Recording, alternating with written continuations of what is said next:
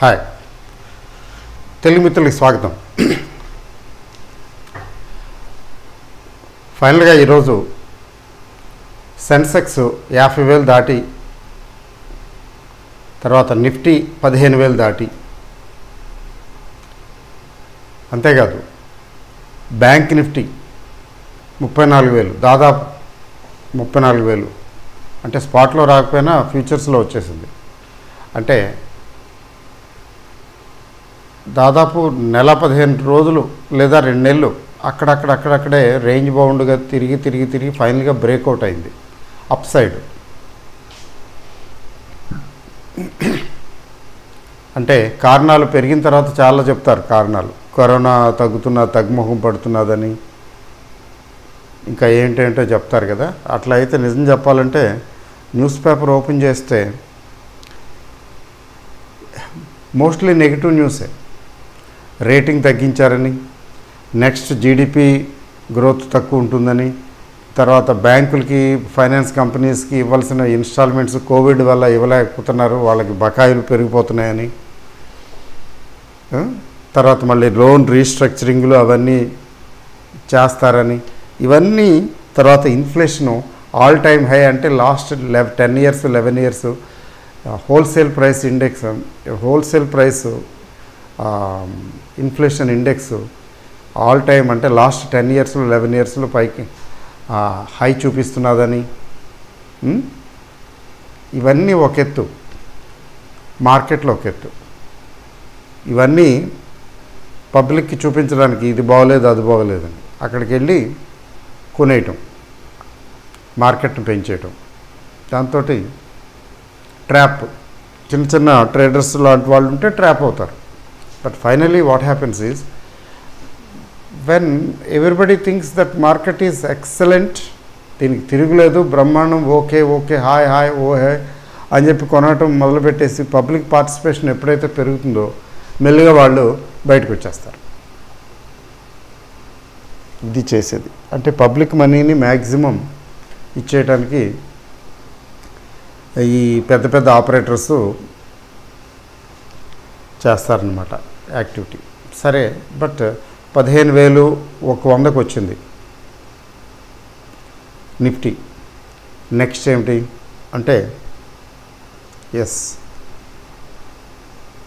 ఇంకా కొంచెం స్ట్రెంగ్త్, ఇంకొక 50 పాయింట్లు 100 పాయింట్లు కూడా వెళ్ళొచ్చు. అది కనపడుతున్న అంటే 15,200 15,250 రేంజ్లో కొంచెం రెసిస్టెన్స్ కనపడుతున్నది. ఆ రెసిస్టెన్స్ని అధిగమించితే నెక్స్ట్ ఆల్ టైమ్ హైకి వెళ్ళిపోతుంది 15,400 అండ్ అబౌవ్. అయితే ఇది ఇన్ వన్ గో వెళ్ళిపోతుందా, ఈ వీక్ ఈ సెటిల్మెంట్లో వెళ్ళిపోతుందా, లేకపోతే మధ్యలో కొన్నాళ్ళు అక్కడ ఇక్కడ తచ్చాడుతూ మెల్లిగా నిదానంగా వెళ్తుందా, లేకపోతే ఫైనల్గా తట్టుకోలేక కరెక్షన్ మోడ్లోకి వచ్చేస్తుందా, ఇదంతా ఊరికే ఊహాగానాలు, మనకు అనవసరం. అయితే 15,000 క్రాస్ అయింది, డిసైసివ్గా బ్రేక్అవుట్ వచ్చింది. ఆ బ్రేక్అవుట్ 1-2 రోజులు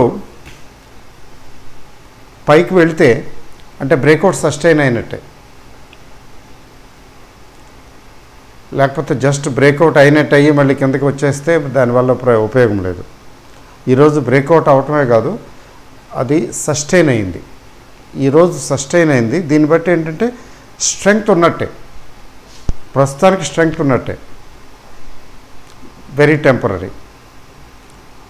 అయితే 15,000 నుంచి వడివడిగా అడుగులు వేసుకుంటూ 16,000 లేదా 15,600 15,800 అట్లాంటి సిచ్యువేషన్ అని ఉందా అంటే ప్రస్తుతానికైతే లేదు.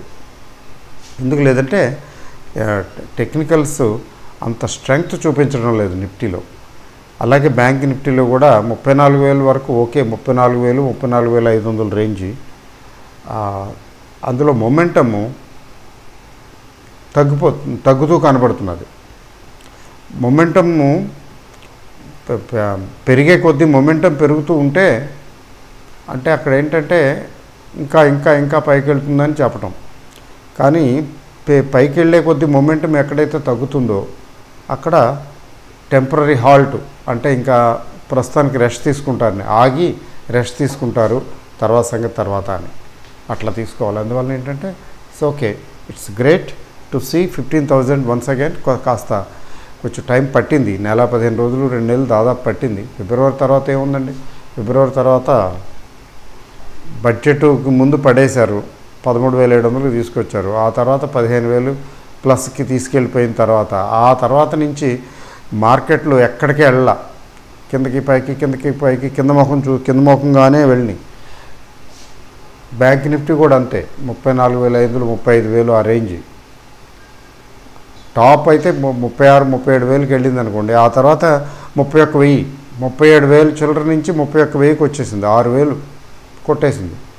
అక్కడి నుంచి మళ్ళీ 34,000కి రావడానికి it took a lot of time. It's okay, so far so good, కంఫర్టబుల్గానే ఉన్నాయి. అయితే నెక్స్ట్ అనేది చూడాలి ఎంత స్ట్రెంగ్త్ ఉంది, ఎంత స్ట్రెంగ్త్ వెళ్తాయని. బట్ సర్ప్రైజింగ్ ఏంటంటే బజాజ్ ఫైనాన్స్ 4% రేంజ్లో పెరిగింది ఈరోజు, గట్టిగా పెంచేశారు. ఇవి కొంచెం ఎక్కువ స్పెక్యులేటివ్ అయిపోయినాయి. ముఖ్యంగా బజాజ్ ఫైనాన్స్ ఇండెక్స్ ఒకటి వచ్చింది కదా, బ్యాంకు నిఫ్టీ లాగా ఫైనాన్స్ నిఫ్టీ కూడా ఒకటి వచ్చింది. అందువల్ల ఫైనాన్స్ నిఫ్టీలో లీడర్ ఎవరంటే బజాజ్ ఫైనాన్సే. దాంతో మనకి బ్యాంక్ నిఫ్టీలో హెచ్డిఎఫ్సి ఎలాగో ఇక్కడ కూడా అదే. అందువల్ల ఏంటంటే కావాలనుకున్నప్పుడు ఇండెక్స్ కావాలనుకున్నప్పుడు దీన్ని పట్టుకున్నారంటే లేపేస్తారు, ఇండెక్స్ని ఉతికేద్దాం అనుకుంటే దీన్ని కొట్టిపారేస్తారు. ఈరోజు కూడా బ్యాంక్ నిఫ్టీలో మీరు గమనించారో లేదో హెచ్డిఎఫ్సి ఐసిఐసిఐ పెరిగాయి, కానీ ఆ స్ట్రెంగ్త్ అంత నిన్న పెరిగినంత ఉధృతంగా ఈరోజు పెరగలేదు, కొంచెం వచ్చాయి. ఇవి కూడా ఈరోజు కూడా ప్లస్ సైడే ఉన్నాయి. అందువల్లనే బ్యాంక్ నిఫ్టీ దగ్గర ఒక 400-500 పాయింట్లు ఈరోజు కూడా పెరిగింది. సో ఇది అండి స్టోరీ. తర్వాత రిజల్ట్స్కి వస్తే, రిజల్ట్స్ ఆర్ కమింగ్ కదా. టాటా మోటార్స్ ఒకటి, రెండింటి గురించి మాట్లాడతాను. ఒకటి టాటా మోటార్స్ మార్కెట్ దాదాపు ఎక్స్పెక్ట్ చేసినట్టే చెప్పాలి. టాటా మోటార్స్ ఇది క్వార్టర్లీ 7,605 crores లాస్ అనగానే మార్కెట్ పడిపోతుంది అట్లా తీసుకోవద్దు. ఈరోజు టాటా మోటార్స్ పెరిగింది అంటే మార్కెట్కి తెలుసు, ప్రీవియస్ క్వార్టర్తో పోలిసి చూస్తే ప్రీవియస్ ఇయర్ క్వార్టర్తో ఇది అట్లాగే ఉంటుందని.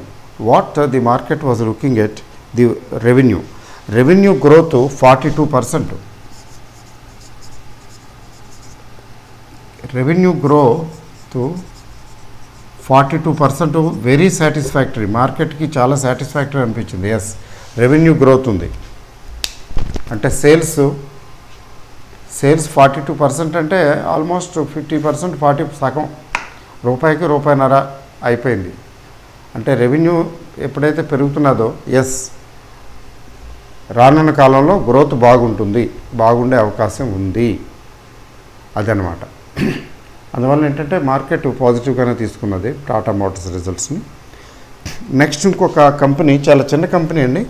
అయితే ఇంతకుముందు ఎప్పుడో 2018లోనే ఎప్పుడో అట్లాంటప్పుడు డిస్కస్ చేస్తుండేవాళ్ళం ఇలాంటి చిన్న చిన్న షేర్లు.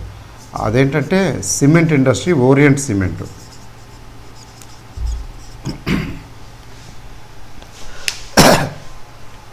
ఇది 200 బిర్లా గ్రూప్ అనుకుంటాను, బిర్లా కాంట్రిబ్యూషన్ కాంబినేషన్ ఉంది.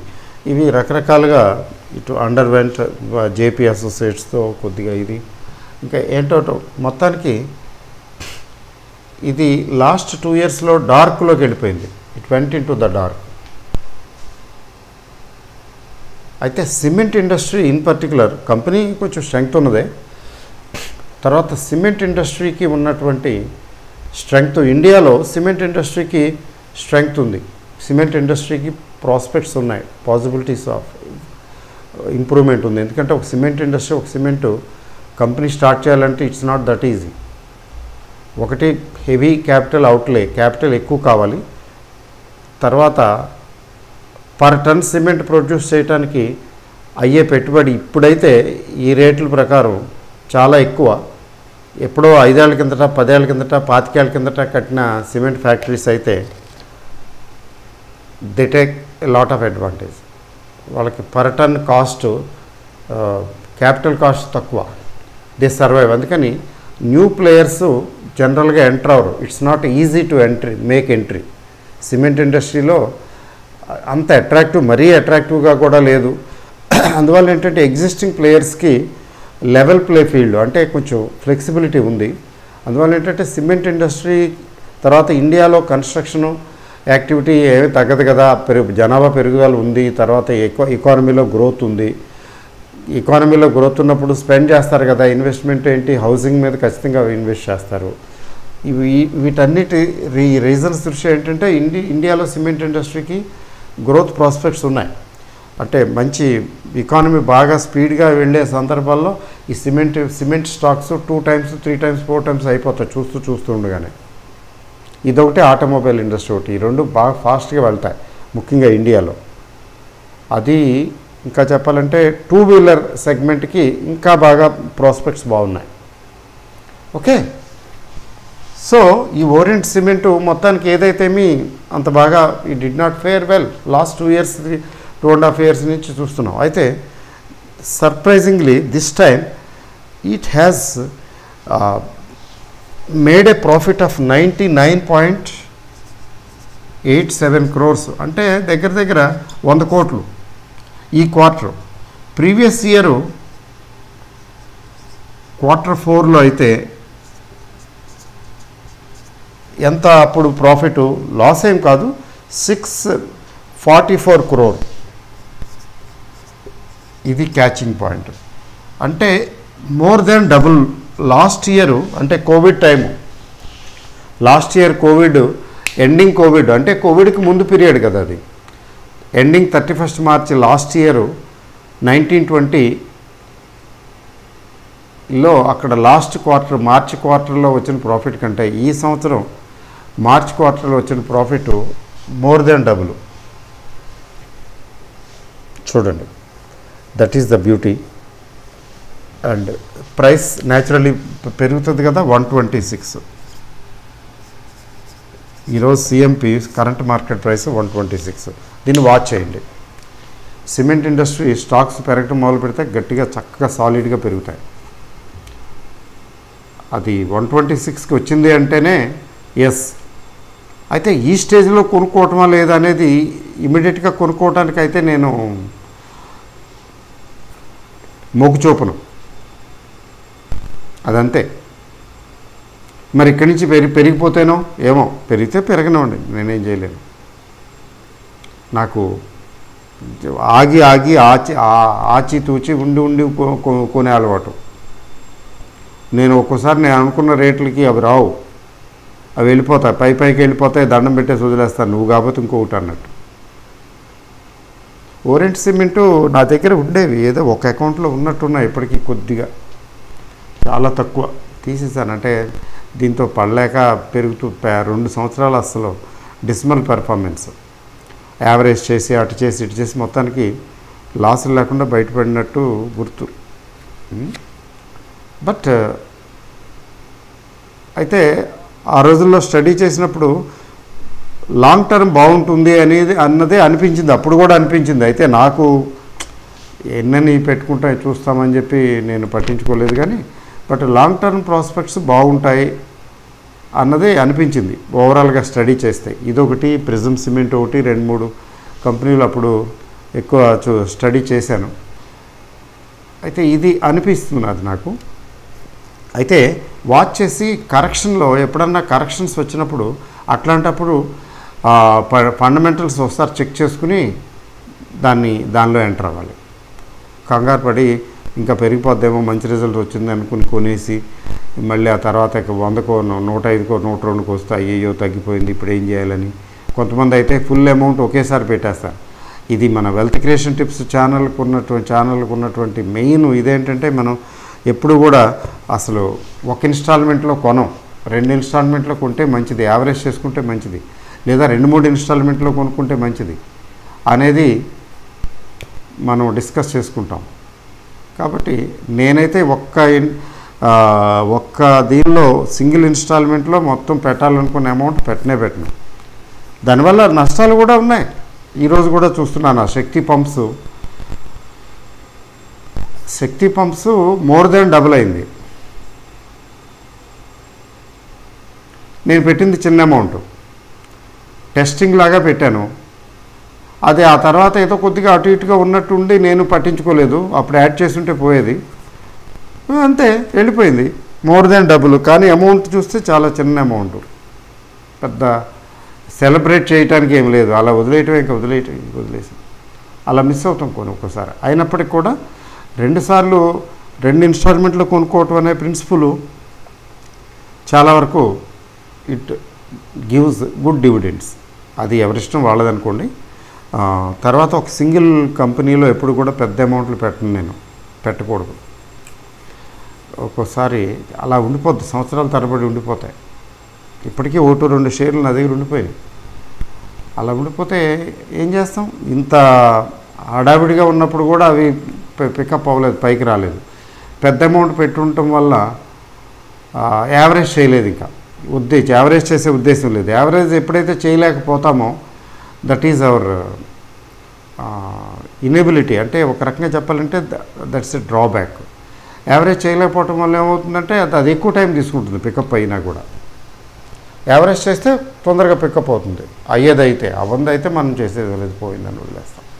సో అట్లా ఏంటంటే ఈ ఓరెంట్ సిమెంట్ని మీరు వాచ్ చేయండి, అబ్జర్వేషనల్ లిస్ట్లో పెట్టుకోండి. తగ్గినప్పుడు చూడొచ్చు బయింగ్కి, అదర్వైజ్ ఏం లేదు. అయితే ఈరోజు గ్లోబల్ మార్కెట్లను తీసుకున్నట్లయితే తైవాను కొంచెం కరోనా తగ్గుముఖం పడుతుందని అనుకున్నారో ఏమో, కానీ మొత్తానికి 5% పెరిగింది ఒక్క రోజులో. తర్వాత ఏషియన్ మార్కెట్స్ అన్నీ కూడా దాదాపు బాగానే 1%, 1.2% అలా రికవర్ అయ్యి ఉన్నాయి. సెంటిమెంటు ఏషియన్ మార్కెట్స్కి ఇంప్రూవ్ అయింది. But at the same time European markets ఫ్లాట్గా ఉన్నాయి, ఏం మజా లేదు. మరి అమెరికన్ మార్కెట్స్ నేను చూడలేదు, అంటే ఇప్పుడే కదా స్టార్టింగు. నిన్న అంత ఏం లేదు, కొద్దిగా రికవర్ అయినట్టు అయింది. కానీ నిన్న మార్కెట్ కొంచెం రెడ్లోనే క్లోజ్ అయింది లైట్గా. ఈరోజు ఎలా ఉంటుందో చూడాలి. బట్ వీటన్నిటిని మన మార్కెట్ ఏం పట్టించుకోవట్లేదు కదా, ప్రస్తుతం బుల్లిష్గానే ఉంది. 15,000 కానీ మెయింటైన్ అయితే మళ్ళీ మరొకసారి ఆల్ టైమ్ హై చూడొచ్చు. ఎందుకంటే ఇప్పుడు కరోనా అంటున్నారు, రేపు ఏమంటారు? 4 రోజులు పోతే ఐఎండి మెటీరియాలజీ డిపార్ట్మెంట్ ఉంది కదండి, ఈసారి కూడా వర్షాలు బాగుంటాయి, యావరేజ్ కంటే కొంచెం ఎక్కువే ఉండొచ్చు, లేకపోతే నార్మల్గా ఉండొచ్చు. స్కాంటీ రెయిన్ఫాల్ అంటే రెయిన్ఫాల్ తక్కువే ఉండదు అనేది ఫోర్కాస్ట్. ఇండియా ఎక్కువ రెయిన్ ఫెడ్ కదా చాలా వరకు. మరి పెనిన్సులా తీసుకుంటే చాలా ఎక్కువ భాగం రెయిన్ ఫెడ్డే. వర్షాలు బాగుంటాయి అనేది న్యూస్ ఆల్రెడీ వచ్చేసింది. అది కూడా ఒక రీజన్ అయి ఉండాలి కొంచెం బయింగ్ రావడానికి. దానివల్ల ఏంటంటే వర్షాలు మొదలు పెట్టగానే వర్షాలు బాగున్నాయి అనుకున్నప్పుడు మరొకసారి రిపోర్ట్ వస్తుంది కదా. వర్షాలు మొదలయ్యేటప్పటికి అంటే ఋతుపవనాలు అక్కడ కేరళలో స్టార్ట్ అయిపోయినట్టే ఆల్మోస్ట్. అప్పుడు ఏమవుతుందంటే ఈ ఫర్టిలైజర్ షేర్స్ అవి ఇవి కొద్దిగా మళ్ళీ అక్కడ మొదలవుతాయి. ఆగ్రో బేస్డ్ కంపెనీస్ అవి కూడా వాచ్ చేయండి. అయితే ఆగ్రో బేస్డ్ కంపెనీస్ ముఖ్యంగా ఫర్టిలైజర్స్ అవి వాచ్ లిస్ట్లో ఉండాలి ఇప్పుడు. ఓకే, సో అదండి సంగతి. తర్వాత ఫైనల్గా 2 ముక్కలు గోల్డ్ గురించి చెప్తానండి. ఏమిటి గోల్డ్ గురించి చెప్తానంటే, గోల్డ్ ట్రేడింగ్ దీని గురించి తర్వాత ముందు చెప్తానులేండి. అది ఫైనలైజ్ అవ్వాలి కదా. ఇంకా సెబీ ఏంటి ప్రపోజ్ చేస్తున్నదంటే షేర్లు లాగానే గోల్డ్ కూడా ట్రేడింగ్ పెట్టేయండి అని. షేర్లు లాగా ఎలా అండి అంటే ఇప్పుడేంటి మామూలుగా ఇప్పుడు కూడా గోల్డ్ ఈటీఎఫ్లు కొనుక్కోవచ్చు, అమ్ముకోవచ్చు, అంతే. మన డెలివరీ ఉండదు. బయింగ్కి సెల్లింగ్కి మామూలుగా కమిషన్స్ ఉంటాయి, కమిషన్ ఉంటుంది మామూలే. అంత అట్రాక్టివ్గా అంటే పెద్దగా పెరగదు, పెద్దగా తగ్గదు. ఈ మధ్యకాలంలో 50,000కి వచ్చింది, 50,000 దాటింది. కానీ అది మొన్నటి వరకు 30,000 కదా. 30,000 ఎన్నో సంవత్సరాలుగా 25,000, 26,000, 30,000 మధ్యన ఎంతో కాలం గడిచి మెల్లిగా అందుకుంది. గోల్డ్కి అంత మూమెంట్ ఉండదు. కానీ ఇప్పుడు ఇండియాలో ఏంటి ప్రపోజ్ చేస్తున్నారంటే గోల్డ్ని కూడా షేర్లాగా చేయండి అని. ఎట్లా? షేర్ గోల్డ్ కొంటాము, గ్రాము మినిమం గ్రామ్ పెడతారనుకుంటాను. 1 గ్రాము 2 గ్రాములు 10 గ్రాములు 50 గ్రాములు కొంటాము. కొనుక్కుని ఇప్పుడు మనం షేర్లు కొనుక్కుని క్యాష్లో కొనుక్కుని డెలివరీ తీసుకోవట్లా. అయితే డెలివరీ తీసుకుని ఇంట్లో పెట్టుకోవట్లేదు కదా, స్టాకు డీమ్యాట్ అకౌంట్ ఉందా, డీమ్యాట్ అకౌంట్లోకి వెళ్ళిపోతున్నాయి. అలాగే ఒక డీమ్యాట్ అకౌంట్ లాంటిది, గోల్డ్ డీమ్యాట్ లాంటిది ఏదో పెడతారు. మనం ఒక 10 గ్రాములు కొనుక్కున్నాము, ఎస్ అది డీమ్యాట్లోకి వెళ్తుంది, గోల్డ్ డీమ్యాట్లోకి. మనకు కావాలనుకుంటే అది తీసి ఎప్పుడు కావాలంటే అప్పుడు అమ్ముకోవచ్చు. ఇంకో ఫెసిలిటీ ఏమి ఇస్తారు అంటే ఇవ్వబోతున్నారంటే, నాకు డెలివరీ కావాలి గోల్డ్ అంటే గోల్డ్ ఫిజికల్ డెలివరీ తీసుకోవచ్చు. బాగుంది కదా, లేడీస్కి చాలా అట్రాక్టివ్. లేడీస్కనే కాదు, ఇండియన్ హౌస్ హోల్డ్స్ చాలామంది పిల్లలకి పెళ్ళిళ్ళు చేయడానికి వాటికి ఏంటనుకుంటారంటే గోల్డ్ ఒకసారే కొనలేము, అది కొద్ది కొనుక్కుంటూ ఉంటారు. అవి తగ్గినప్పుడల్లా కొద్ది కొనుక్కుంటూ ఉంటారు. కొనుక్కున్న తర్వాత అలా ఉంటుంది. ఎప్పుడైనా కావాలనుకున్నప్పుడు గోల్డ్ డెలివరీ తీసుకుంటారు, తీసుకుని ఉపయోగించుకుంటారు పెళ్ళిళ్ళకి వాటికి. అలా కాకుండా ఇంకొక పద్ధతి ఏంటంటే, ఎప్పుడన్నా బాగా పెరిగింది, కొంచెం పీక్లో ఉందనుకుంటే, డబ్బులు అవసరమైన అనుకున్నా, కొంచెం పీక్లో ఉందనుకున్నా, అక్కడికక్కడ అది అమ్మి ప్రాఫిట్ కూడా బుక్ చేసుకుంటారు. డెలివరీ తీసుకోవచ్చు, ప్రాఫిట్స్ బుక్ చేసుకోవచ్చు, అక్కడ పెట్టుకోవచ్చు, కొద్దిగా కొనుక్కోవచ్చు.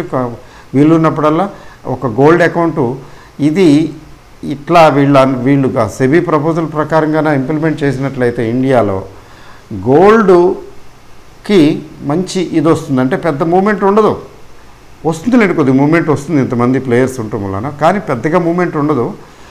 మూమెంట్ లేకపోయినా కానీ గోల్డ్ అకౌంట్ ఓపెన్ చేసి, గోల్డ్ డీమ్యాట్ అకౌంట్ ఓపెన్ చేసి, ఆల్మోస్ట్ ప్రతి ఒక్కరు గోల్డ్ డీమ్యాట్ అకౌంట్ ఓపెన్ చేస్తారు. ఎందుకంటే అందరికీ పెళ్ళిళ్ళు అయినాయి కదా, అవుతాయి కదా, పెళ్ళిళ్ళు అయిన వాళ్ళు ఉంటారు, పిల్లలు.